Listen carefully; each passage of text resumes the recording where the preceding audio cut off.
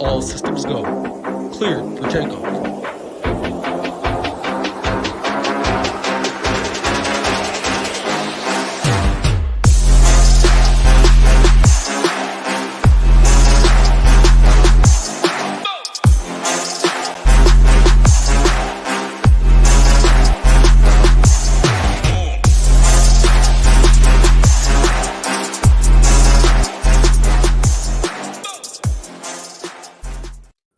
What's up, everyone? Tyler Tamboline here, a.k.a. ToeTagginTambo, back for another edition of the Monday Night Football Showdown show here on the Mail Media Network. Rounding out Week 7, we've got San Francisco 49ers, Minnesota Vikings, same crew you know and expect. Got Hoop, Title here with me. Bring them here in a minute.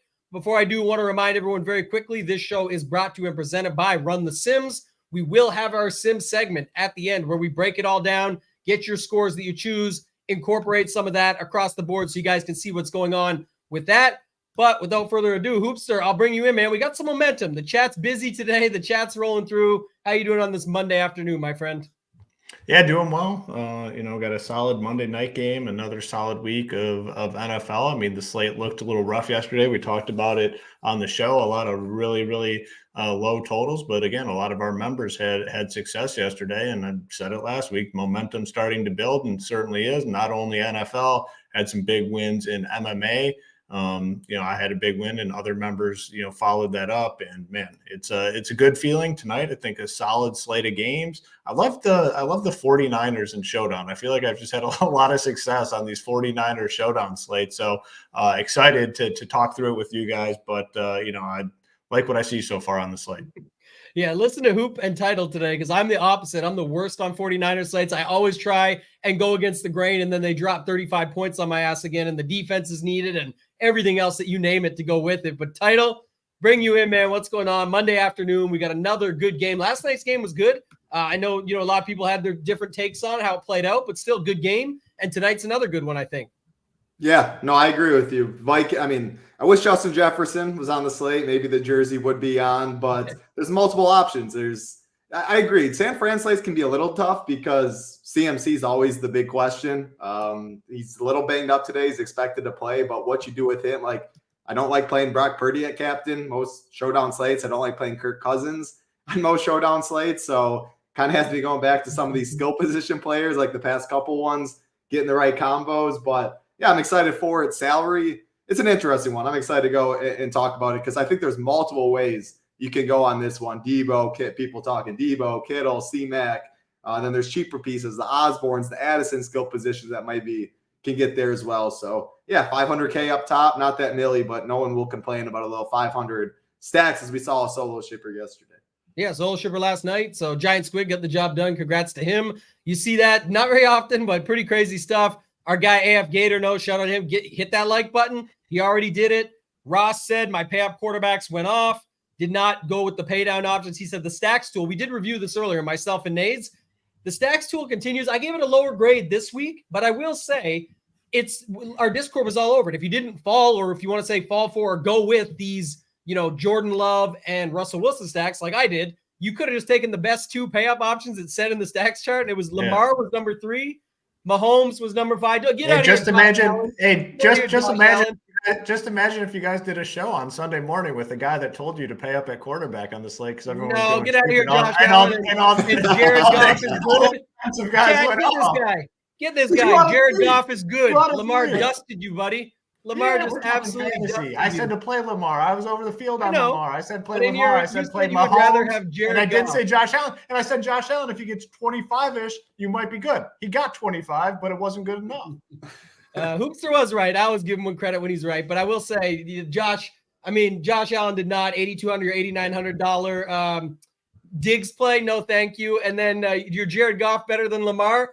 Lamar was doing spin moves on your guys, falling backwards, coming back, and then finding a touchdown in the end zone to Dusty Aguilar. Like, come on. You can't do that with Jared Goff. The argument was, come playoff time, who do you want, Jared Goff or Lamar Jackson? I'll take my chances with Jared Goff because I've already seen Lamar Jackson suck in the playoffs. So I'll take my chances.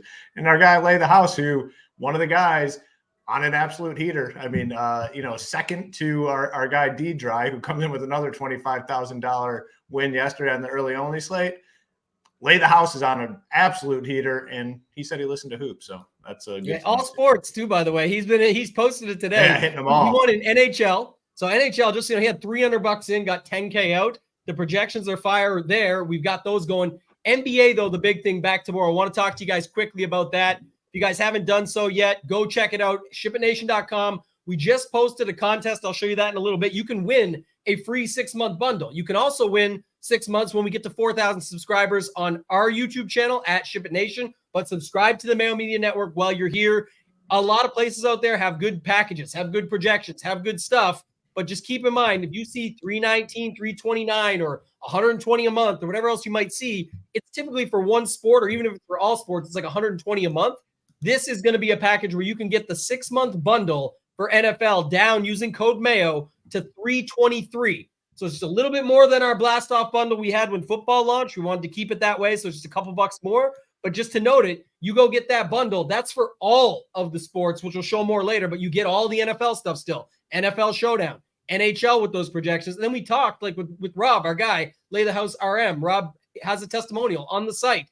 He won at tennis as well. And tennis and college football, I put them in the tweet today because they're just Discord community channels. We don't actually fully endorse or have those as part of our official offering, but the Discords have been on fire for so long that we went from general discussion to Discord. The members are incredible. Guys and girls like Smarty. You've got Pickett for those two sports. And then you've got others for other sports. A shout out to them too. But just to say it, people are winning real good money at these sports, and we're not even putting up the full content for it. That's the benefit of the community that Hoop's been talking plenty about. Hoop, anything more to add on that before we move into this game? Start talking captains. I'm still trying to figure out how I didn't ship absolutely everything yesterday, because here's another one, the Foreman thing. I had like 30-some% Foreman who just goes off. I had the quarterbacks. I don't know how I didn't win. It's like one of those slates where I just didn't have – I did all right, but I didn't win the big prizes. I had every call was pretty spot on. Just didn't have the right connections. That's a great combination. Foreman was in all his Josh Allen lineups. He just missed him in the other pay-up quarterback lineups.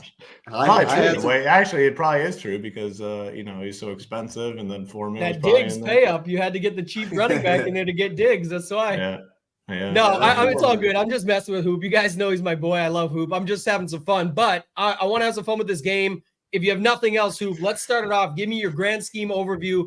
49ers, Vikings, title mention. You can't rock his Jefferson jersey. That's one side. CMC playing, but then you've got no Debo. What's the left tackle's name again? Trent Richardson? No, not Trent Richardson. That's the dusty ass running back, right? Trent Richardson. Yes, correct. See, he made it all the way to the Canadian Football League, but I forget the 49ers left tackle though that's not going to be in there tonight was the other news that came out just before. Trent Williams. Yeah. Yes, thank you. Trent, I had it correct. Williams, our guy got us. Yeah, Trent Richardson, dusty play. Yeah, back in the day. Oh gosh, man, he was like a Najee Harris who actually did get in the box. I think we talked about it on the show. He did. Yeah, there you go. Okay, what did Warren? Warren got in too. Warren got in too. First, they both got in there. But true. yeah, Richardson might have been dustier than Najee Harris is, to be honest with you. Najee needed a full week off to get ready to be able to get in the box for that. That's all he did, right? It was just the touchdown, right? He didn't do anything. He had like 15 DK, but nothing serious. He was 5,200. It wasn't the worst. Jalen Warren he looked good though. Warren is actually legit. I'd assume they should start using him more. Yeah, we'll see what happens, and we'll see with Chicago. Like someone showed it too. Foreman, who crushed the slate, ended up having like 38. I think he was like 38 to 62 snaps or something, and ends up getting the job done still. But he definitely worked himself into a role. Even with Roshan coming off now, I think his concussion protocol is just about to clear. But talk to us about this game, Hoop, how you see it playing out. What's your take? You said, like you mentioned, you've definitely had a good run on these 49ers slates. How are you seeing this one play out? Well, I think the reason I've had so much success is because anytime the 49ers are on a showdown slate, it's like they have somebody that goes off. Kittle for, 2 or 3 touchdowns. McCaffrey has just gone off in nuke slates. We've seen Ayuk go off in nuke slates. Debo has done it. The win earlier on in the season I chopped on the 49ers slate was Debo. So they have guys, and it just seems like one of their guys just goes off. And every 49ers slate, to be honest with you, that I've played recently, I've only played 49ers guys in the captain. And, it's still early on in the day. I haven't dug in, but I will definitely have a strong lean to all these 49ers guys today. They just have the high upside guys, McCaffrey, Kittle, who always benefits with Debo out. Ayuk, who's their wide receiver one essentially this season, and now Debo's out. But I do agree with I believe someone mentioned, I believe you kind of did with the Purdy situation. I don't know how much I absolutely love him, but the skill possession players, I absolutely love those guys tonight. In terms of the Vikings side, it's harder for me to find guys I like. So it could be shaping up to be one of those slates where I go really consolidated, just a really tight core in the captain, and hope it's one of my guys and just fade the rest. It's kind of my initial lean, but that's the reason why we do these shows. It's the reason why we dig in and do additional research. But initial lean is going to be definitely 49ers heavy for me tonight. Yeah, Title, I want to bring up one thought to you, because this is we got the triple entendre special here of how you're going to wait this one out, because Hoop mentioned it. Kittle has been good when Debo's out. Then our guy Bring the Noise does bring up a good point, but wait, there's more. Don't forget, when Trent Williams is out, he actually has to block more. But then wait, there's more. It's prime time. Kittle always looks good in prime time. So what is it here with this Kittle play tonight? What are we doing with George Kittle? Because it definitely looks like a spot when Debo's out. He goes off. He gets in the box. We know this stuff. But the Williams thing is an interesting angle. So how are you going to handle George Kittle? And then what's the rest of your thoughts before we get to captains, just early going on how you see in this game play out? Yeah, I like the 49ers side a lot. I know people are probably going to be talking Kirk Cousins prime time. He used to be with Shanahan. Great defense for the 49ers. Cousins without his best weapon. A lot stacked against Kirk today for sure. Now, as far as, I mentioned Debo's name earlier because I saw in the chat. Yes, Debo's out. Tambo, you talked about it. That makes it really tricky, though, because CMC, Ayuk, Kittle, and then you can go to the, Jawan Jennings of the world if you want to get on a different captain build, a whole different price, different roster construction. How I rank them, I'm still going to be rolling. I still have CMC and Ayuk in a tier of their own above Kittle. I think ownership will probably fall a little bit at the captain spot. Now, it's interesting because without Trent Williams, yes, do they need Kittle to block a little more?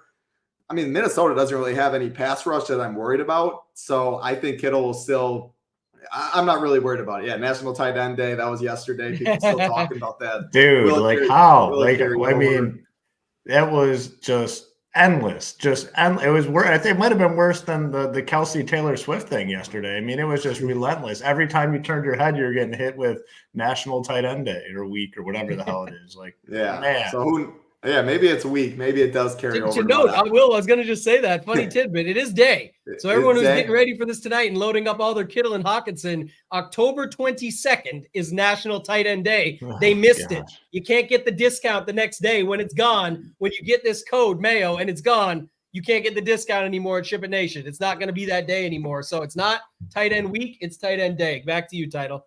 Yeah, no, I like that. So Kittle's my third favorite, but I most definitely – Ayuk's been so good this year. No Debo. They're just Brock's first read is Ayuk and CMC. So someone asked, is CMC going to get 90+% of the snaps, regular workload, all this? Yeah. I mean, I'm still, even if he doesn't get 90%, let's say it's 70%, that still could be plenty on this slate to be enough, which is why I am going to be playing a lot of CMCs. My favorite play on the slate by far, captain, flex, Elijah Mitchell, Mason, I'll let you guys talk about your thoughts on that too, but I'm not docking CMC by any means. He is my favorite captain on the slate. Yeah, use check and block too. But how I see it, game flow, I'm on the 49ers side. I think Kirk and the Vikings offense struggle to move the ball. I like I still will make some of them, like the Addisons, the Osborns, the Hawkinsons. I like the pass catchers for Minnesota in the captain spot because I'm expecting a trailing game script. And then CMC, Ayuk, Kittle. I'm 25s around there for CMC at initial run. Ayuk 17 and Kittle down to 10. So CMC, Ayuk, my two favorite captains. Ownership probably will follow as much. I don't like the quarterbacks again though, man. If I do, it's two pass catchers in the flex with both of them. Yeah, two things I'm going to say. One, I like what Jason said there. I love a big boy price tag pay up for probability. He'll still get some ownership tonight, but I definitely like that more, that it could scare some people away. But Brian actually had me almost laugh out loud. He said today's National Backup Tight End Day, Oliver season. The reason it got me thinking is you do get the discount on the Monday after. All right, you didn't make it on the day of the sale. The next day you get them backups, baby. They're on the sales clearance rack. You can pick them up. Oliver season. Definitely don't hate that. That's typically been the way showdown slates have gone for quite some time now. So it's switched to defenses. We'll get to those later. We'll talk about them at the end. But somebody asked about Jordan Mason, Illinois fan. Appreciate you always showing up and supporting these shows. There's more touches with this. I don't know. But one thing I will say, I think one of my biggest leaks with 49ers showdown slates is messing around with that optimizer too much, rules, all this stuff. You need to almost hand build these slates in some cases, unless you're going to do what Hoop does and just load all 5 ones, then it works perfectly and you mix and match. But I think you need to think about your 49ers builds. Like, how does Jordan Mason end up in the mix? It could still be with CMC getting there, but maybe it's not enough from CMC. So it's a different captain. Mason, dude, he's 5.8K. He's 5.8K. Mason. Yeah, I'm saying that you have to think about your builds, but that's my point. Is I think people just go naturally make all these rules, and it makes sense. A lot of cases, a lot of slates, but with 49er slates, there's a lot of if this, then that, and I think people just end up with these things hoping they get. I think you could get better 5-1 and 4-2 combos by actually planning them out, or at least look over what your optimizer gives you instead of just taking everything that it throws your way. Because I think on these slates, you do have to be careful, take it a little extra step, a little more tricky. Yeah. How it can be. Hoop, go ahead, hop in here. Your captain's thoughts for tonight.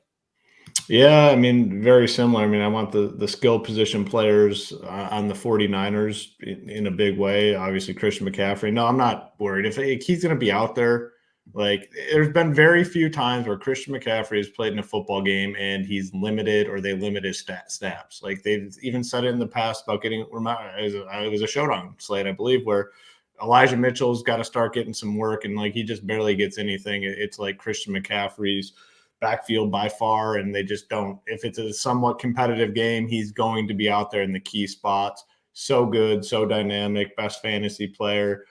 If he plays, which it sounds like he is, I am not really docking him at all. He's the guy that you want to expose to. I love the price tag on Ayuk. If he was in the 8K range, people, he'd be so popular up there.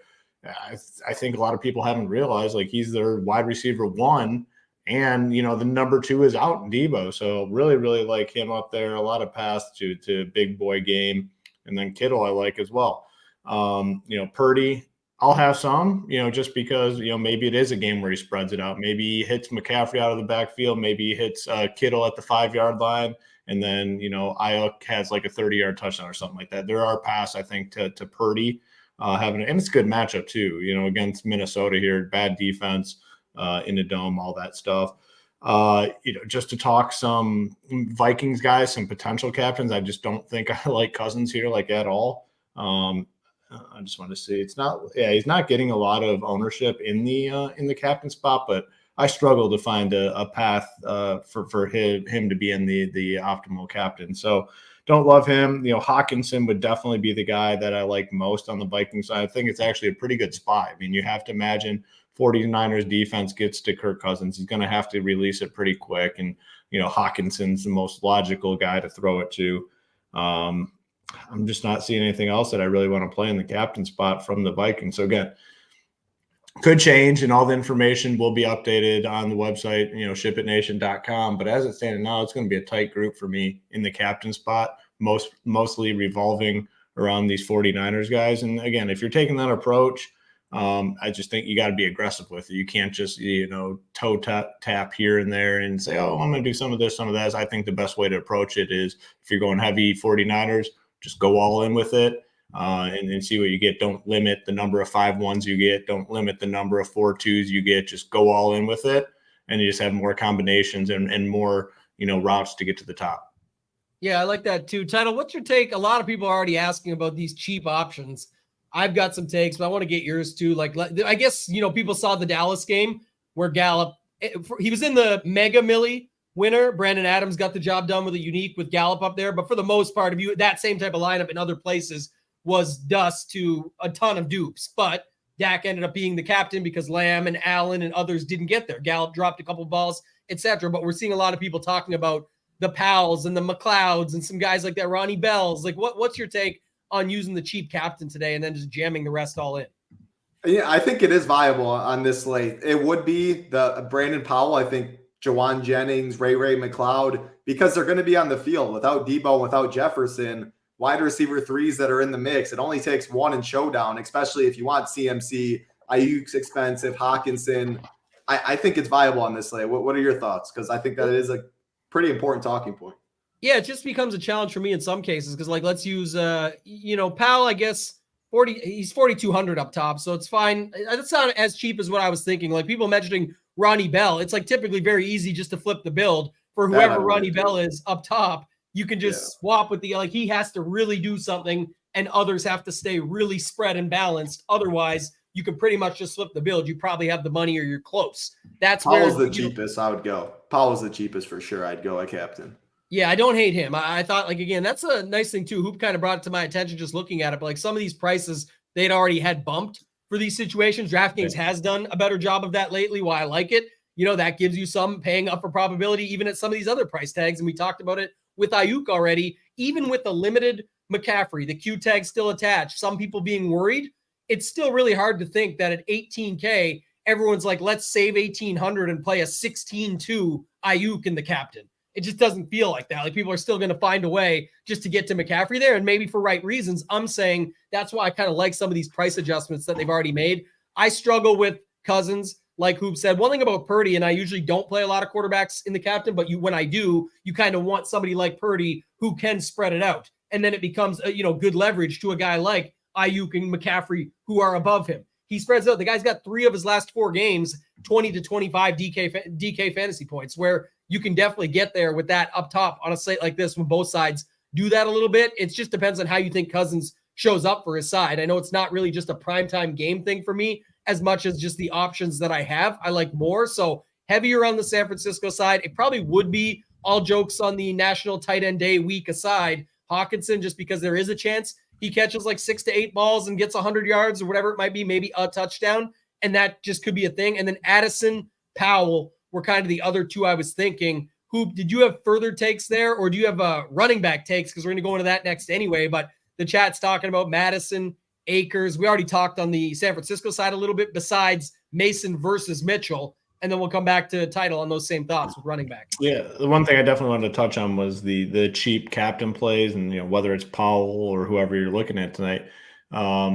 It's definitely easier in the smaller field stuff. I mean, if you're playing the Millie Maker, it's much more. We talked about Brandon Adams, and the small field won it because he had all the other guys that scored 20 so much points. That's what I always say. Like, if you are going that route and you're trying to envision that team winning, what you need is that guy to do something decent. Obviously, he's got to do something, and then you need like 4 or 5 guys that all finish around 18 to 24 fantasy points. You can't have anyone going off. Like on that slate that you talked about, referenced the Dallas one, like Dak eventually went off and you needed him in the captain. So what you are banking on is probably 5 guys to have really solid fantasy scores, 18, 19, 20, 25 range. But as soon as one of those guys goes off, that's who you're going to need in the captain. So it's really hard to get those lineups to win, unless the cheap guy just goes nuclear, unless you can see the cheap guy going nuclear, whether it's Powell or,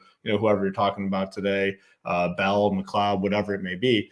But more times than not, like, you just need 5 guys to have solid fantasy performances without anyone going off. So, don't necessarily love that. I do like it in smaller field stuff, though, for sure. Like, if you're playing smaller field stuff, absolutely. But in the big Millie Maker stuff, it's very difficult for that to pay off. Before running backs, I just want to add one point. I love what you just said there because it is contest related, but I think also too what you're seeing lately, at least maybe it's the Sims world that we live in now and other different things, but I think in the higher stakes, smaller field stuff, there's a leveling angle going on too, where people are like, man, Gallup would be like, I'm thinking about Brandon putting that lineup in the other night. He's obviously extremely sharp from all facets. He's been involved in the game for a long time, lots of different things, good at poker, teaches at Harvard University, like all these factors. But my point is, I think in that field, people were like, Gallup's a horrible play in the captain. Let's not use him because of this reason. And you can attach onto that in some of these higher dollar, smaller fields and say, hey, if even 3 to 5% more of the field says that's bad, that brings them from what we thought was, 12 to 15 down to 8 to 10. Now I'm up against even less lineups with that. And I really can truly jam everything in with it. So I think it's case by case. Gallup was underpriced in a spot there that we know what his capabilities are. Where, like Hoop said, he dropped 2 touchdowns. Like, the guy could have really broke the slate for those types of builds, and they will be duped heavily in large field, but great call for the small fields. Glad you brought that up. Yeah. Yeah, man, he's had some bad drops all season. In terms of some of these other running back plays, I mean, obviously we have McCaffrey, love him. Madison has been just awful, and the matchup is very difficult again tonight. But they brought his price down to 6.6K. So like if he's going to get, 3-4 targets, if they're playing from behind and the goal line carries, probably have to include him today at 6.6. Elijah Mitchell just kind of scares me because, again, you can sell yourself on the narrative that McCaffrey's dinged up and, Elijah Mitchell's going to get more work, blah, blah, blah. I'm not buying into that tonight. I'm not excluding Mitchell from my player pool, but I don't anticipate having a lot of him. I do like Cam Akers, though. I mean, Madison has looked terrible. Like, he's looked bad. If the Vikings are smart, which I don't know if they are or not, or it could just end up the situation where they're getting their ass kicked and he's forced to come out there. But 1.8K, I do like Akers today. There's a chance, again, where they get their butts kicked and he gets more work. There's a chance where Minnesota's like, man, Madison's been absolute dust all season long. Let's give Akers some more work. Fine with him. Kyle Juszczyk, if you want as a punt, definitely don't get a ton of him. But then I think Jordan Mason, I know someone mentioned, I just don't think you can play Jordan Mason at 5.8K. Like, he's got to do a lot at 5.8K. And I just don't see the path to him doing a lot. So I don't think you can click that name today. What about Mitchell? 5.6, 200 less. Yeah, again, I mean, he'll be in my player pool. I'm just buying into McCaffrey getting his full sort of workload tonight. Again, you can sell yourself on that narrative where he's got the questionable tag. Mitchell's going to get some work. I've heard it a million times from the Niners, and then McCaffrey's just out there and gets all the work. So I don't love Mitchell, but again, if I get some of him, that's fine. I'm not going to force him in though. Anthony's talking about defense captain hoop. He wants to know. He said anyone taking a 5K plus defense needs to ship it right out of here. Please enter. Yeah, well, the one thing we know for sure, a night after defenses do well and are on the optimal, their ownership goes up. And I mean, I haven't even looked at the defenses yet, but you got the 49ers at 5K. They're going to be very popular. They'll be in the captain way more than they should be, and they'll be over-owned in the flex. So, every single time it seems like a defense has gone off, and then the ownership goes way up on the next slate, they're not on the optimal. So, I mean, I'll be doing my same thing with defenses today. Is that a spoiler alert on the player pool at ShipItNation.com tonight? You won't be seeing 49ers DST in the captain? It is funny. Someone was tweeting out last night, like how bad the Vikings or the Dolphins defense was, like in terms of the numbers, and then some, they get that touchdown and they're on the optimal. Yeah, it's the way it goes sometimes. Drea knows where I'm at. This is why I continuously do bad on a lot of showdown slates, but it's okay because I only need to win one of them, like Giant Squid last night for 500K, and I'll be all set because that's really what it comes down to. But tonight, I do think, like Zim says it here, Cousins is going to have to throw a ton in order to catch up. Somebody else mentioned about, Kirk Cousins with all the pressure. I don't mind Cousins against teams that don't bring pressure. I'll be under on the field against the 49ers. They do bring pressure. He's saying the opposite. But one thing I would argue, though, is that can still lead to it. And we can definitely see a spot where not go over Cousins in the captain as much, saying like Cousins in the flex can still be useful if his guys do the job for him. If it's a quick toss and Hawkinson, someone slips a tackle, now Hawkinson's to the house for 60, that's going to help Hawkinson and to help Cousins, obviously. That may still leave them in the flex, but that moves to more builds where there's at least that's 2 Vikings instead of a 5-1. So I'll be heavier on 3 3s because of that, and probably even 4 2s, but more so 2 4s, where I go 49er in the captain, 49er in the flex, and then you could fill it out with volume pieces or cheap pieces that you like better, like the Powell on the side of Minnesota than maybe some of the other guys that are popular on the other side. Title, any other thoughts on that? If not, hop in with your thoughts on running back guys like the Masons, the Mitchells, the Kyle Juszczyks, all these guys that you want to talk about at running back. Yeah, no, I just looked at my initial run. 4-2 Vikings, I think is very interesting. More people are going to want 49ers. And again, on the game script, I think Vikings will trail. I like Kirk Cousins a lot in the flex because if they got to sling it 50 times playing from behind, yeah, I mean, you can totally get there. I like Purdy in the flex. I don't like the quarterbacks nearly as much at captain. Now the running backs are tough because I love CMC. I'm on the CMC train. DraftKings priced Mitchell and Mason like CMC was going to be out, which you'd rather them do that than the other way around. I agree with Hoop. That makes Mason, I mean, I probably will have 0 even in my 150 or anything like that at 5.8K. Mitchell, he's the backup. He's 200 cheaper. Like I don't know how you get to Mason. Mitchell's interesting because, yeah, I mean, Shanahan, what was it? A couple weeks ago, he's like, we got to get Mitchell more involved. Like, we can't give CMC 100% of the work. He got a little more after he said that, but now CMC's actually banged up, was questionable earlier in the week as big favorites. Like, it would make all the sense for Mitchell to get some, but he needs to probably fall in the box at this price to get on the optimal. So I don't know. I'm not finding myself with much of Mitchell. I prefer him in builds without CMC. I'm not going to make a rule to do that by any means.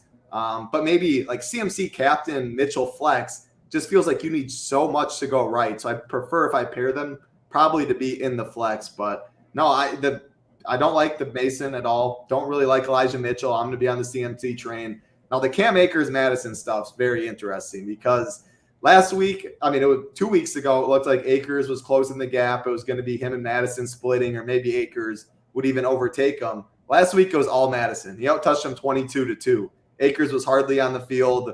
He looks awful when he is on the field. And not like Madison looks much better, but 22-2, like how I can't really project that to be much closer. If I saw that last week, I'm on the Madison train this week. I'm sure I'll be playing a little Akers in the flex or whatever, but just that usage that he got at the price, I think people are going to be a little scared to click that name. Big dogs, not a great matchup. Prefer the pass catchers. He's going to be on the field, skill position player. I'm going to be having some Madison. I'm mixing him in the captain too. I'm not going to come on here and recommend that because most people probably play 20 teams or less. I would not want to get to him in 20 teams or less, but I think he's I think he'll be under-owned at both the captain and the flex for his role. So not a great matchup, but I'm going to be playing some Madison.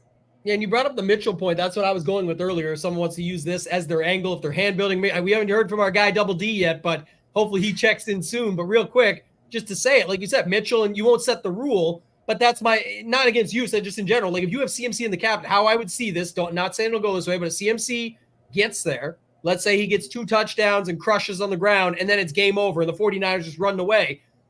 People will have CMC with Mitchell in the flex lineups. Yeah. But realistically, you need CMC to crush. You probably want Mitchell. You probably want the 49ers D. You want Moody for coming up short and stuff. And then however it fills out, but at least you need it to make it make sense. The optimizer may just give it to you and you'd say in your head, that could happen, but really probably doesn't unless that happens. So that's why I'm saying I look at it from that perspective. Like you said it perfectly how I would look at my hand build version of it, especially for something in smaller fields like King of the Beach Qs or something where I'm trying to build a storyline even further.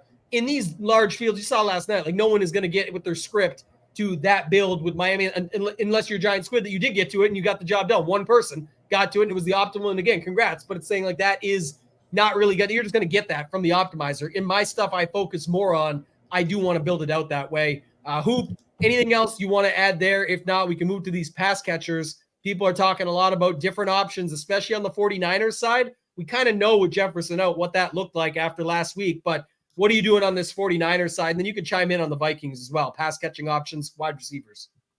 Yeah, I think there's a lot of options, honestly, on both sides in terms of pass catchers. Mostly flex plays outside of I talked about Ayuk, who I do like in the captain quite a bit. You know, obviously, clearly a good flex play as well. What is his normal price? So it's 10.8. Yeah, man. So I don't know. I think people, yeah, I mean, I think that keeps his ownership in check like a little bit. So I want DJ Moore. I'll DJ Moore night. Yeah, well, hopefully it's the same result because I faded DJ Moore in that game, and I won't be fading Ayuk tonight. But yeah, great play in all formats. Juwan Jennings, 4K. What's his upside look like? Yeah, I'm not worried about that because I'm really not going to be playing him in the captain. I'm going to be playing him in the flex spot, and he's 4K. So I'm in on him for sure. McLeod, 2,200. They've been working him in obviously a little bit more. Just wanted to pull him up as well. I forget where I saw it earlier, but someone said about him like he's more of Debo's backup than Jennings. It's kind of like Ayuk's backup. Yeah, it's like McLeod, and depends on what they want to do with Ronnie Bell, who I'm good with as well. He already was the key to winning one showdown slate. That was obviously a few weeks ago, but he's only 1,000 today. Fine with both those guys, but it does seem like it's trending towards McLeod a little bit more than Ronnie Bell. But showdown, one game slate, I want exposure to both those guys. So think all good plays. I mean, Ayuk, Jennings, Bell, and McLeod. I'm going to have a lot of all those guys. And then on the Viking side, without Justin Jefferson, I'm good with a lot of these pass catchers. Again, more so in the flex than in the captain. And Hawkinson's there too, and he's a target monster. So Addison at 76, I think it's a fine option. KJ Osborne at 64, and then Powell at 28. I mean, you're getting all these guys for, I'd say, like discounted price tags without Jefferson. They're all, I think fairly priced for this role in a game where they're likely playing from behind. And the reason I like this showdown slate so much in the wide receiver position specifically, there's none of these random crappers that, are going to, come in and get the work from what I see. So I like all these guys right here because their roles are stable. They're going to be out there a lot and they have the opportunity to get targets. So love the wide receivers on this slate. I think it's the most loaded position by a wide margin, and I'll have, very solid exposure, I'd say, most likely to all those guys that I just mentioned. Yesterday's price is not today's price. That's the theme of the show now, because Ronnie Bell, same way. He was really good at 200. I'm not sure if we can get him there at 5x the price, but I'm with you. I do like it that at 1,000, like 1,000, 1,800. I know Akers is a running back, but 1,800 Akers. Ray's 22, Powell's 28. Like, there's a lot. Jennings 4K. A lot of options down here. Title, do you have other thoughts on these guys or anybody that you specifically want to mention, keynotes on any of these dudes? No, another name I'll mention is Josh Oliver. And you mentioned it really briefly earlier, but it's to your last point. Like you're mentioning, Ronnie Bell 1,000, Ray 22, Juwan 4K. Like, it's not like I believe it was the last showdown slate where there was $1,200,000, or I mean, just yesterday, I guess, Cedric Wilson, Jeff Wilson, or there's a lot of slates where there's 1 million guys or 8 guys viable, 1,000 or less. Strange slate and all that. We just throw out every $200 name. Not the case at all on this slate. Like, Oliver's the only guy below 600, and that's assuming if you want to keep use check in the pool, which just 150 stuff for me, but really there's not punts at the end of the day is why I'm saying it like this. And that's why I love Ray McLeod, the Brandon Powells of the world, Juwan Jennings, because they're cheap, they're skill position players, and they're going to be on the field. Like, Powell's getting all the work. Juwan Jennings in the slot. He's a cardio guy. He's always been known for that. But when you take away Debo, one of the most explosive guys, I mean, the target share has to go up a little bit, you'd think. I need your guys' take on Kittle, though, because his price range, he's right in between a lot of guys that are going to get some ownership. I want your help on your thoughts on how ownership will go. Addison 7,600, Kittle 72, Madison 66, Osborne 6,400. I think Kittle very well could be the lowest owned in that range or pretty close to it, especially at captain. He feels overpriced. So he's one of the guys that kind of, I guess it was Shaheed. We talked about it recently. It didn't work out, but I prefer Kittle in the captain, I think, because it's when he does find the box twice, 3 times, 100 plus, and just breaks it completely. He might be 5% or something at the captain. Whereas I'm looking at him more boom or bust. Does he do that, or is he more used for blocking? They get up 14 early, like I think, and he just doesn't really have that path to a ceiling. So what's your thoughts on Kittle? He's an interesting one. Yeah, for me, I mean, I think it's a really good analysis because when he gets there, and it's usually like multiple touchdowns. Like his range of outcomes is so wide where it's like, all right, they get a lead and then they use him for blocking and he has 3 catches for 30 yards, or hey, it's a competitive game and they just feed his ass. And, it's high leverage situations where it's in the end zone, at the 10-yard line where they target him. So I think he's a really good captain play. I will say, though, I do think I'll disagree a little bit. I do think he comes in higher owned than those other guys just because we've seen it so many times with Kittle in showdown, and people that are playing this every slate, like they know that. So I think Kittle comes in. How would you rank them? Rank those 4. In terms of ownership? Yeah, ownership. Madison's least, then I take it because that's I think Madison's the least. Kittle's the highest owned, and it is looking like somewhat similar when you look at a lot of the projections. But I think at the end of the day, it's going to be Kittle that gets the most. And I mean, for me personally, I'm fine with that because that captain number is still going to be in check. That captain number is the most important part about Kittle for the reasons that you just mentioned. When he gets there, and he's the captain you need. And if he's going to come in 5-6% owned, which is looking like. That's the spot to take advantage of, in my opinion. This was my exact thoughts before you, Tambo, though. And yeah, it seems like when Kittle gets there, it's early in the game, and then he just keeps going, which is why I like him more at the captain or not. He either gets there early and it keeps rolling or not. What are your thoughts, Tambo, on the ownership? He's of those fun, man. four. He's actually a fun dude to watch. Like he gets that, it's just the hair flying, the tongue sticking out. When he starts having fun with it, it's almost like he turns into like a Kelsey when he gets that early going. So Jason brings up a good point. My frenemy from 24 hours ago, Hoopster. We're back on the same page. We're fully aligned now because I thought the same thing you said, better in captain. But I do think the ownership take, again, it's just I don't see how it works. The way I see it, ownership gets passed down here. Not that he's going to be higher owned than these guys, but because McCaffrey isn't going to get the full ownership that he usually would. He's going to be super high owned still, but it gets passed down a little bit to who's next. Ayuk. Oh, wait, I don't want to pay 16-2 for Ayuk. Okay, who's next? We know San Francisco is going to be more popular. Purdy is third in lineup there. It's like, I'll play Purdy. He could spread around some, but it is still Brock Purdy. Who gives a shit? Guess what? Kittle feels nice and safe and comfortable. We see the touchdowns he scored with Debo out. We know how good he is there. Who cares about the blocking thing?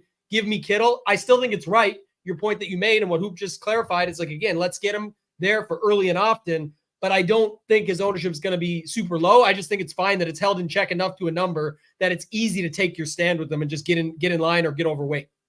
Do you see any out of those four, any huge, all pretty close within 5%, maybe Madison? I think Addison and Madison and Osborne and all those guys actually come in. You think it's Kittle and then a tier. Okay. Yeah. Thank you. Hawkinson, you never know how people play it because I think people think if it's going to be pressure in Cousins' face and short, chip shots, you got to just get it to the guy quick, like get it out fast. I think that's where people could think Hawkinson could come in. People always will play the running back on the other side a little bit. There is no Jefferson. I see where you're coming from. It'll be close, but I definitely think that it's fine. It's going to be Kittle, and that's fine. It's not like it's a number that gets out of control, at least in my opinion as of right now, but who knows how it actually plays out once we get there. Before we go to the next section, I do want to show this off quick, so I'm going to pop it up now. We're going to start getting to the screen shares anyway as we go through it. But I do have one thing on the just to add to that conversation on the Hawkinson name.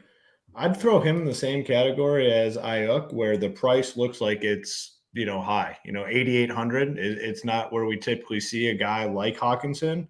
Ayuk, 10,800. That's a big boy price tag. Yes, Hawkinson's going to get some ownership. There's no doubt about it. But he's in the dead zone too. I think the dead zone might get his ownership up a little more. I think up. Yeah, I don't know. I think people look at that and like, damn, I can save 1,600 and just go down to Kittle. Like, yeah, sign me up for that. I don't know. I think he has a chance to. Could be wrong. I don't think high. Maybe you're. I don't. It's just so weird because he's only like no one's within 1,000 above him or below him. Yeah. But yeah, like you said, maybe that does just have everyone go to that next 4 range that we talked about. I love Hawkinson. Yeah. I'll say he's captain, flex, like the game script. Yeah. I think I love Hawk. I like that call though, because Hoop said it. I think that was the best way to say it. When people see that, if there's even an inkling of needing a few more dollars, it's like, I'll just go down to Kittle. Same shit, other side, better team, gonna win anyway. Let me just take them. I mean, that could be definite. Like could be huge leverage from both the captain perspective as well as just getting the tight end on the opposite team on the other side. Definitely could see that be a thing. If you guys want a thing here, I'll show you. SHIPIT Nation. Go to Twitter, X, whatever you want to call it, at SHIPIT Nation. We did put up our giveaway today for NBA. This is a chance to get in on the action for 6 full months. So we talked about it earlier on what that entails, but it's everything we offer. You get it from $359. You use the code MAYO. Right now gets you down 10% off. You can check it out, and it'll just show you here. NFL, NBA, PGA, MMA, NHL, MLB. Playoffs are wrapping up, but all the rest is still in the mix. You get projections, ownership, tools, rankings, core reports, player pools, slate plans, the course, Hoop, Title, and myself, the same crew you know and love and are watching here. You get that 2-hour NBA DFS process course included for free. And then everything now with our memberships do come in with the Discord community. So you hop in there, you get into those other channels for the sports that we don't even officially cover, but you also get all the added tidbits, news, up-to-dates, up-to-lock, all that stuff in there so you guys can check it out. If you do want to get in, just go to shipitnation.com. Website's working fast these days. See how fast that happened? Look at that. Boom. Quick. Boom. You're in. Very fast. And you combine that with that internet speed you got up there. Whoo, baby. Oh, damn. I got to get that up today. I might have to show it off. So see how we're working. I'll only show it if it's good. It's like screenshots. You only show them when you're winning. So here we go. Check this out. Monthly $69, 6-month $359. This is by far the best deal if you just care about NBA and wrapping up NFL. But if you want to be in with us for the long run, we did not change the price yet. It's still $599, which is $49 a month. You can take that down to $539. Join now. Simple as that. Go down to have a coupon, enter Mayo, our favorite guy, Pat Mayo. You just put in MAYO. Boom, drops it down with promo code Mayo. You get in on all the action and more. What do we got? Oh, baby. 890 today. Wow, 890 MBS. We're rolling. Look at that thing. Yeah, we're cruising right now. What do you got up there? This is Rob again. Yeah, he says my heater is going to continue by winning these 6 months straight. It is open to members. Yeah, but not this member because you've won too much money lately. You're excluded. I'm sorry. If we pull your name, Rob, you're out. Sorry, man. you got to pass it on for you. He was going to pay it forward anyway. It's fine. Yeah. You just have to give away another one. So, all right, Hoop. I'm going to leave this up because who cares? We're going to get to it shortly here anyway. But just real quick, thoughts on these the backup time. I mean, Hoop title even talked about it, Hoop, with Oliver and stuff. So I mean, it's fine. Do you want to talk tight ends further? I feel like we spent the whole show on it, but kickers and DSTs, you spent time on DST. Maybe just talk a little bit about these kickers. I do have a couple thoughts there, but go ahead. Yeah, I mean, just the last tight end. Yeah, Oliver's like, it seems like maybe the only viable like $200 guy on the slate. Like, I don't want to mess with anything else, but he has a role, and I don't mind playing him. Defense, it's going to be overowned. The 49ers will be overowned tonight for sure because of what we saw last night. And, anytime a team is like a 7-8 point favorite, their defense gets up there in popularity. $5K, fair price. I think they come in very highly owned tonight. But I will have some of them because there is a path to the I'm not saying in captain, but there is definitely a path for the 49ers defense to be in the optimal flex, in my opinion. Again, it's going to be overowned. I won't get as much as the field gets tonight. I mean, they're going to be a very popular play. I mean, 49ers defense will be a popular play tonight. I'll have some, but I will not be matching the field. Vikings, not a ton of interest. I mean, the thing with the Vikings, I think it's going to be very hard for the Vikings defense to get there tonight. Purdy doesn't throw many interceptions. If they get a lead, it's like over for the opposing defense. So not a ton of Vikings. And the kickers, good with both. Quite the price discrepancy between the two. They got Moody all the way to 5,400, and then Joseph all the way down to 4,400. Fine with both. Don't necessarily love them though tonight. So not a ton. I mean, it could be a night for me where things are very tight and condensed. That's kind of how it's shaping up. Yeah, they say if it ain't tight, it ain't right. Hoopster loves that. I agree with that. He'll roll that one out there. This one got me laughing, though. Ross says, Re-X. This is where, when a site changes their name like this that we've known and loved forever, Twitter, and goes to X, fine. Eventually, you just got to convert and say it's X everywhere or whatever you want to do. I'm just saying, call it X. It's normal to me.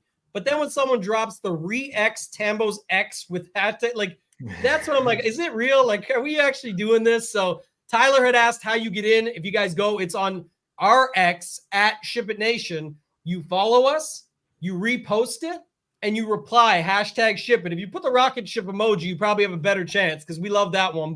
And it tilts other people, so it's just that much more fun. But keep popping those rocket ships out there. And if you guys have wins along the way, you have stuff going on good that you're happy about or proud of, send it our way. We don't get to see it all. Some people don't post in the Discord, so just hop on there, tag us in it, and we'll get it reposted out or check it out. And then Jordan, I got to tell you, man, this guy is the worst internet luck. Drop me 50 points, MBS. Just like that, we're down. So get out of here. Get out of here, Jordan. We'll send you on your way. Title, your thoughts at the kicker and defenses. Anything else you want to add there? And then we're going to get to our sim segment after that. Yeah, no, in general, compared to the field, probably under on almost all of them. I love like all these skill position guys. There's enough, the Powells, Jennings, with Jefferson and Debo out, there's enough of these guys that I prefer them over the defense and the kickers. San Fran, like they come in about 30% owned. Tough for me to click that if that's what it was. 20, 25 makes me feel a lot better, but they're 30%. I probably will be under that. As far as the kicker, I prefer obviously the San Fran side for both kickers and defenses, but ownership is going to reflect it as well. What Vikings D might be 9%. Those are the stuff I never X out in the Millie type stuff because we just saw it with the Dolphins yesterday. It takes one play. They're very low owned and helps you get different. So that's how I'll be using the Josephs, the Vikings in chalkier lineups. But no, I don't like them at all in a vacuum. I don't like really any of the kickers' defenses at their ownership as much. Yeah, one thing I do like about the kickers today, I'm going to say this, is for sure I might even have lineups with both of them in it because, again, here's the thought process. We got all these value wide receivers. that we just talked about. And at the end of the day, both these offenses are missing pieces.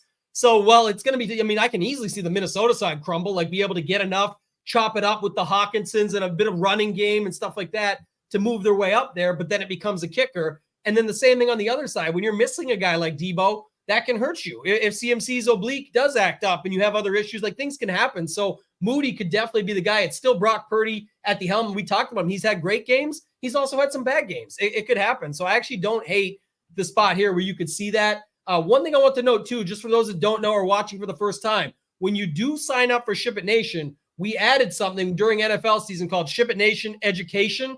We talk about this all the time. It's not just a picks and plays site. You don't come here just to follow us and get our stuff. We build guidelines so you guys can have it. In NFL, for example, Sean, you've got your projections. We've got stack rankings. We've got DVP rankings. You can get stuff to break it down further. But if you wanted a core report or a slate plan to get ideas and thoughts of how you want to build your own plan out, get your own process, make your own picks and plays, this is a way to do it. And we did spend a lot of time on this, Hoop and myself with the NFL one, Hoop Title and myself with this NBA one, getting you guys ready. And the reason is we don't want people to just hop into the next sport because NBA starts tomorrow and we have great projections that are different from the industry. That is awesome news, by the way.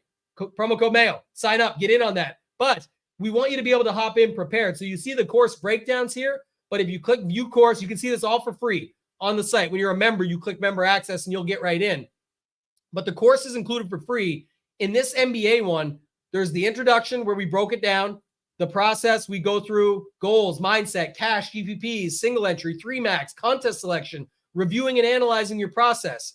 You don't set the roster sets you. This is a joke and a play on words of late news, injuries, huge factors in NBA. One of the best, most fun sports to play in all of DFS. If you have the time, which we also talk about in there, that, you know, you got to be ready for it. But correlation, not as important. You can get away with some things. Game theory, leverage, late swap, a huge topic. And then DraftKings versus FanDuel, significantly different. When it comes to NBA, I go through and break down my live final success from last season. And then we answered every single question. We had 30, 40 questions from members of the site that are getting in on the action, wanting to get better at NBA DFS and ask us these questions. So really got you covered on everything you could possibly want. Go check it out. ShipItNation.com, promo code /Mayo. Throw your scores into the mix. Hoop, did you have anything you want to add on things going on for NBA before we get to this while everybody starts throwing their scores into the middle here? One thing I did want to touch on is FanDuel real quick for tonight's game. So you hit on the NBA stuff. Obviously, very excited about the NBA launch tomorrow. Shows every day, looking like 4 Eastern, potentially start time for those shows. A mix of on the SHIPIT Nation YouTube channel and then on the Mayo Media Network right here. So make sure you follow us on Twitter so you can get the most up-to-date show schedule. And yeah, just very excited for it to start tomorrow. And it's just a fun DFS sport. If you're new to it, it's like DFS on speed, man. It's just like boom, boom, boom, so quick. It's fun stuff. In terms of FanDuel tonight, kind of similar, I'd say, where we just don't have the value. You know, we don't have many cheap guys. Quarterbacks, Purdy's 15K, 15,500. Kirk Cousins 15,000. I always talk about that at the beginning, where those guys just have a built-in advantage with the scoring, the quarterbacks, but still would lean Purdy over Cousins. McCaffrey is 17.5. It's a big boy price tag, but definitely want a lot of him. They did the same thing with Ayuk. They got him at 14K, so he's kind of priced up above everyone else. The two guys that stand out, I'd say, is values would be Hawkinson at 12K, and then George Kittle's only 10K. So both those guys, really, really strong options. Jake Moody is cheaper than or actually both kickers are 8,500. I'm sorry. So Moody, where he's 1,000 more on DK, they're the same over on FanDuel, and 8,500 is, I think, like the cheapest they've priced kickers at. Powell, 7,500. I think he's a fine option, probably the best cheap play over there. Where's San Fran's defense? Yeah, so 9K for San Fran's defense. They're going to be popular, and Minnesota's defense is 9K. So San Fran's defense will be pretty popular because we just don't have a lot of cheap options. Ray McLeod, we talked about him on DK. He's 7K flat. It's probably the cheapest I go on FanDuel. I just don't see a reason to risk it with anyone below that. But yeah, it's kind of where we're at. Tight end standout is a little bit underpriced over there. Yeah, our girl Drea is in the chat today. Appreciate her always supporting us, watching these shows. And she said, show FanDuel a little love. So all I did on this one, I didn't pick a score yet. I got one I'm going to pull up because I'm very interested in it. Hopefully it hits because my lineups, I think, will be lean towards that. But just a note, I ran this one just straight up. You can go on there and do it that way. Ray McLeod at 7,000. It says does not, in 10,000 simulations, he appears in 2% of them. So if he gets there for you, you'll be unique, but he is getting ownership still. It's, because of that price tag allows you to fit a lot. So just a note there. As far as the Moody call you had, Hoop, he's a big time. Well, at least especially, overall, if you look, he's going to be owned around 27%. He's popping around 41% of the time in the sim. So big time leverage over there. Not really at MVP, just saying in general, using him is a good play at 8,500 and have to get different elsewhere. I will be interested to see when we get to DraftKings where Ayuk pops, because they actually have him popping big time in the MVP slot tonight as almost as high as McCaffrey on a standard run where my inputs were just 49ers 25 and Vikings 18, round up the points at the bottom. So I don't know. We'll see how it goes, but just interesting note to take away. I'm going to go back. I want to pull up Zim's score because I think, a lot of people liked 31-10. I think we know what that looks like. I think it's definitely possible too. I mean, obviously that's, would be no surprise if the 49ers go back to putting up 30 points like they always do. And they can't, Minnesota can't do shit. Like that would definitely be very possible. I kind of like this score for the what if. This is still a pretty big spread cover though, right? Like what's the cover on the spread right now? I think 7 points. So it's not huge, but it's 11. So we'll run this one on DraftKings. If you guys are just seeing this for the first time, you can go to runthesims.com, use the promo code SHIPIT to get 10% off. Basically what you're doing is you're picking the slate we've chosen, the DraftKings Showdown Captain mode for tonight. You're doing your inputs. In this case, you can change it way further. You can go really deep into the weeds here. We just do a basic version for this show to set you guys up, but we're going to change the score to 28-17. You could change the pace, the rush rate, all that. But again, for this setup, we're running it. The settings are 10,000 simulations right now. We're going to see what our optimal results look like. And if you're a member over there, use promo code SHIPIT. You can see custom lineups, get your projections from it, all different factors on how you can use it. Hoop, kick it to you first, man. We got 28-17 for the 49ers. Still a win. Little less than 30 points they usually put up. Little closer game than maybe Minnesota you think. What's your first thoughts on this one? It still does. Love Ayuk over here. Yeah, loves Ayuk. Christian McCaffrey only showing up, 60% of times in these sort of builds. That's, I'd say, definitely interesting where the Niners are scoring 28 points. Purdy, 60% of the time. That's kind of what I'd expect. Addison gets a little bump here. Powell's just going to be a guy because of the price, man. 2,800 gets you a lot of different things. Kirk Cousins shown as a neutral play, 40%. That's kind of what I'd expect as well. I mean, 10.6K, Madison, and then the big losers would be Hawkinson, which, man, -14. He's only showing up 25% of the time in this sort of game where they're playing from behind. And then Kittle. So we kind of talked about the tight ends a lot, and they're not loving them here. 24% on Hawkinson and essentially 25 and 24% on those guys. So I guess that would definitely be something that stands out. Yeah, and interestingly enough, Title, I'll kick it to you on this, and then we could grab another score after. But this is the ownership that Run the Sims puts up, right? So this is where they're at on it. They do have Kittle coming in a little lower. Like you kind of what your original thoughts were, Title, is where Run the Sims is at. They see a captain ownership. They're seeing McCaffrey still getting the love no matter what. They've got Ayuk pretty heavy, but again, this is the way to look at this, guys. If you think Ayuk, you're like, that's crazy. I think he's going to be like 12. Okay. If you think Ayuk's going to be low, they still have him 30% in this game flow, almost 28.8. I'm rounding up, obviously, but just to say they have him big time at the captain slot. The other thing is Kittle, you say, no, they're way wrong. I like what Hoop and Tambo said earlier. I'm against Title on this. I think it's going to be 12-15. Well, they're saying he shows up 3% of the time. Hawkinson, 3% of the time. Interestingly enough, Brandon Powell shows up 5.8% of the time, and they only have him at 1. But even if he gets to 2 or 3, I still lean to Hoop's thoughts. Higher dollar, smaller field. It doesn't even have to be higher dollar, but smaller field. Yeah. I like it. But I do think that was an interesting note as well. Title, go ahead. Hop in here, man. My bad. I just want to keep making notes as we go along. No, I like it because I'm taking all this stuff in too. It's interesting. Like Brandon Powell's the cheapest captain that I'd interest in. Run the Sims having positive leverage right there makes me like it a little more. looking at I was looking at the flex ownership too. What they had, the Kittle, the Madisons, the Osborns. They do have it all relatively close. I don't love Kittle as much as I came into the show thinking. I like him more at the captain than the flex, but he's negative in both. I will say the FanDuel point. I think Kirk Cousins is much more viable in the MVP spot on FanDuel. Very interesting because no one's going to want to play Kirk Cousins, any Vikings really, at FanDuel MVP. But the game script goes how we think, and 49ers hop out 14-0 early or something. CMC gets one, another guy gets one or whatever. Slow the game down, run the ball more.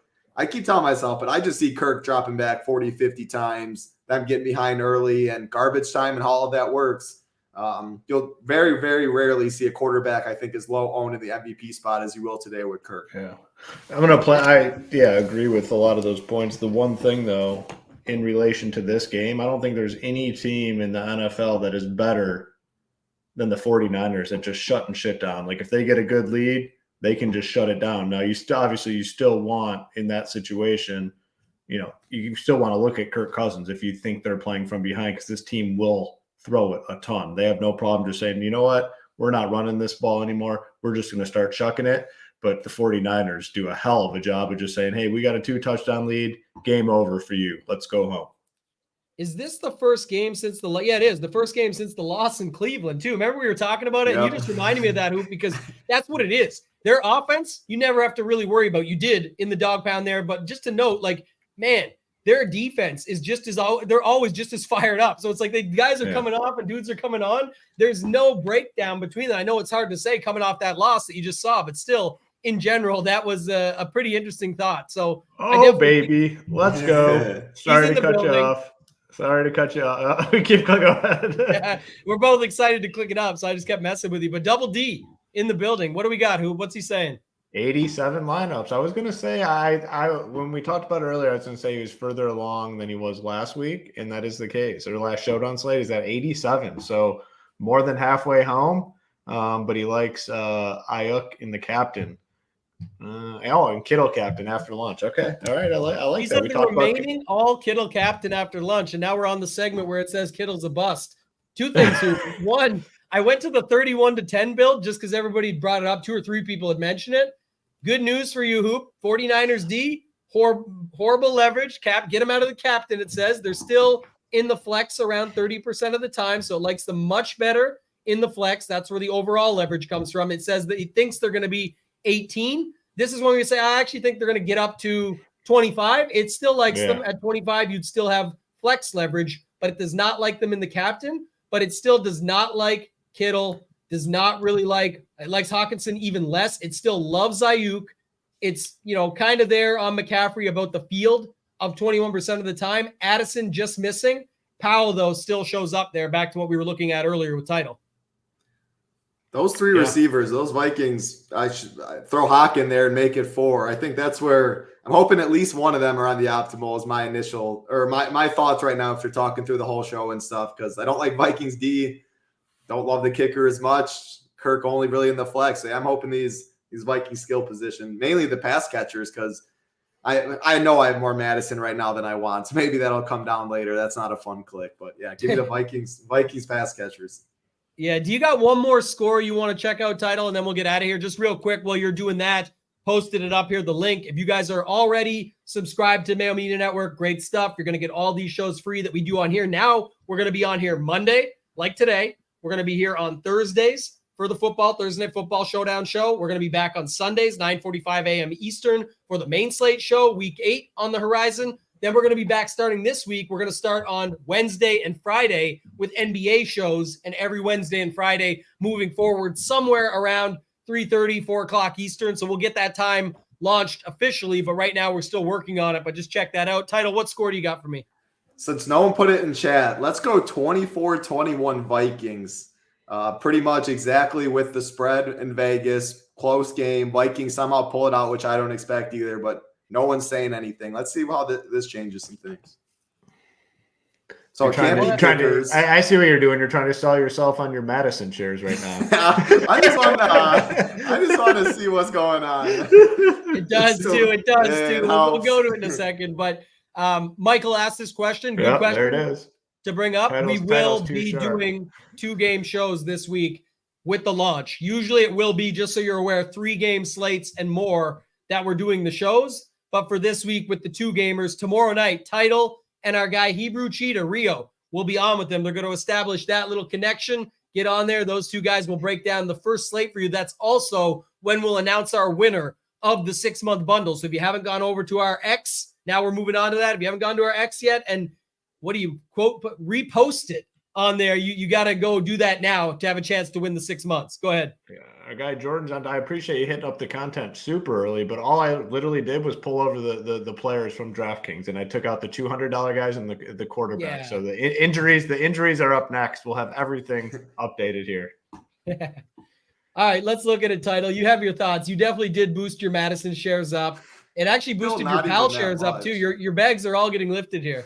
Yeah, you just want to see that positive number next to his name. Even as a 3-point, they're winning by 3. Madison still hardly gets boosted. So yeah, maybe, I don't know, maybe I should lower that a bit. But it likes some more in the captain, though. It likes some a lot more in the captain.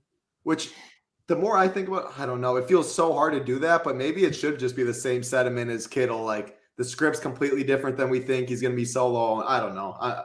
I still don't like it too much in the vacuum. The CMC, though, yeah, I guess any really close game or Vikings win or any of that, I think CMC or Run the Sims will like it a lot more as 10-point wins and stuff like that. What are your thoughts there? Because that's negative leverage. Yeah, just again, when people look at this and they haven't seen it before, like this is the over total, but you're looking at stuff like this. So they have him as 21% in the captain. On the 10,000 simulations, he only showed up in the captain slot at 14% rate. So he's a negative 7% captain spot leverage. That's the leverage on the captain spot. From a flex perspective, they have him around 50% owned in the flex with this captain ownership for 71% overall.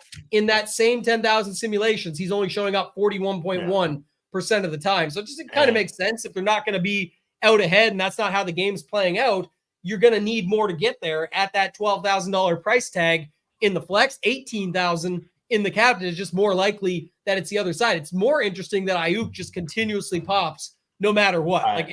Even at the higher price tag, doesn't matter. It loves Ayuk no matter what.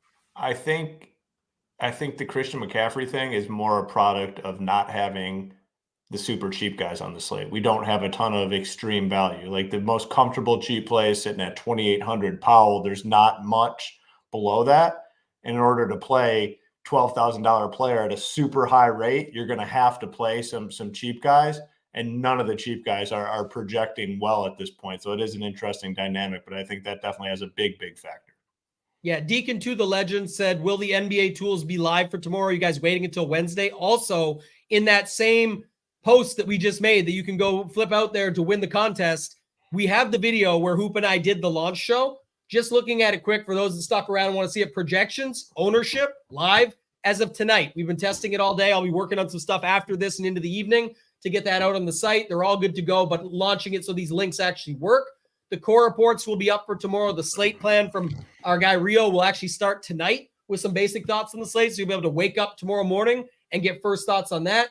Ceiling rankings and correlation sheet, we talked on it. These are not really valuable until at least 2 to 3 weeks into the season. The correlation sheet a little bit longer. So it'll note on the site. They'll be clickable when they'll be launched. But we showed on the launch video how good these tools will be and how you can use them and why they're going to be powerful, much like our NFL stack rankings have been for those following it for NFL. So if you guys want this, go check it out now. ShipItNation.com. The Slate info page will be up too. It's just a free page. And then we will have showdown content for NBA. We not only have the same projections that you'll know and learn to love, but we also have the core report where Rio's going to do that each night. I saw night one, that Phoenix Golden State Warriors game is like 100K up top. I know it's night one, so that's why it's boosted, but I think NBA Showdown is going to continue to grow. I think it's going to be something good to have because what they've realized is not everybody has all day and all night to work on these bigger slates and be available away from kids, away from family, away from all that, much like how we treat our content, getting it out early, giving you just what you know and need. Less is more model where you're able to get people that you know and can expect the same stuff, get a vibe for it, and then put it in play and feel good about where you're putting your money, plus projections that you can know and trust. That's what DraftKings is doing. Showdown's growing because they know not as many people can sit there all night and just want some action later on in the evening. So yeah, just to add on to that too. That's, I mean, yeah, for me personally, I'm going to be probably almost more focused on some of these later slates. Kids down to bed, I don't have to worry about the news and whatnot. So I'll be in the Discord. And if you ever have any questions about the later slates, definitely hit me up. Like a lot of times on the full slates, we'll see 3 or 4 games that start at 9 Eastern or later. I'm going to be focused in on those. And maybe at some point, I'll develop some sort of content revolving around that, kind of, come up with a game plan and get something out there so people have it. The people that, might be busy and can't follow the news all throughout, 7 Eastern, 8 Eastern, 9 Eastern. You get to those later games, we already have all the news. There's nothing else to do at that point. And the contests are still pretty big for those slates. At the bare minimum, I'll be in Discord and we can chat it up in there and discuss plays and cores and whatnot. Yeah, it's going to be good. I think that's going to be a huge addition. Anything else we add, we always try and chuck it up on the site, especially when it becomes content related. We're working on some other things behind the scenes that we're quite excited about. But Title, I'll go to you. Final thoughts on this slate before we get out of here. Yeah, it's mainly like those cheap pieces, like Hoop's last point. It's the Powells, the Rays, like anything below 1,000 gets tough. And like Josh Oliver's down there at 200. You can always leave salary on Showdown. There's no doubt about that. You don't have to I think yesterday's lineup left 2,000 though for over 117,000 prize pool. Like still played some of the chalk, so you don't have to go too crazy where you look at your lineup and you're like, how do I even see this win? However, you also don't want to plug in your lineup and it all be chalk and it looks so good. And it's like, how does this lose? Well, when you win, you aren't going to win that much that way. So it's finding that happy medium, and more than ever, have your lineup tell a game script. I think that's very important. Where captain ownership's going to go, CMC, Ayuk, stuff like that.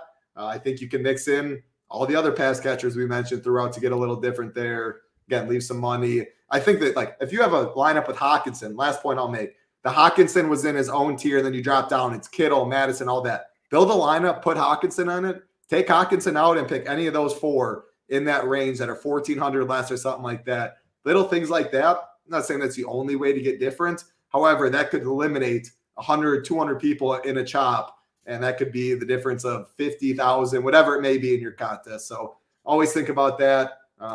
You're exploiting the field. You're playing against your opponents. You're not necessarily just trying to predict what's going to happen in the game. Yeah, you know me, man. I'm trying to. One thing I don't say that goes with Nation is duplication Nation. I'm not trying to be part of that crew. So that's not one we discuss very often on here. Final thoughts on the slate? Anything else you want to talk about before I get us out of here? Yeah, I mean, these 49er slates have treated me well, and I think I have a pretty good read on this team and the games and their style of play. So looking forward to, diving in a little bit deeper here after the show, and all the content will start going up. Our goal, and not only our goal, it's just what we do. We get our content up early so you guys have more time so our members have more time to digest it, go through, ask questions, and start their process of building lineups. So everything should be up early, will be up early. And I like this slate. Yeah, first round of projections, ownership are already up. Like Hoop said, the other content will start going up sooner than later. You guys see it all here. What's included? You can go to shipitnation.com. There's the plans to get 10% off any of them, and it locks in. Use the code MAYO. That's going to do it for this one, guys. For Hoop, for Title, for myself, ToeTagginTambo. Let's ship it.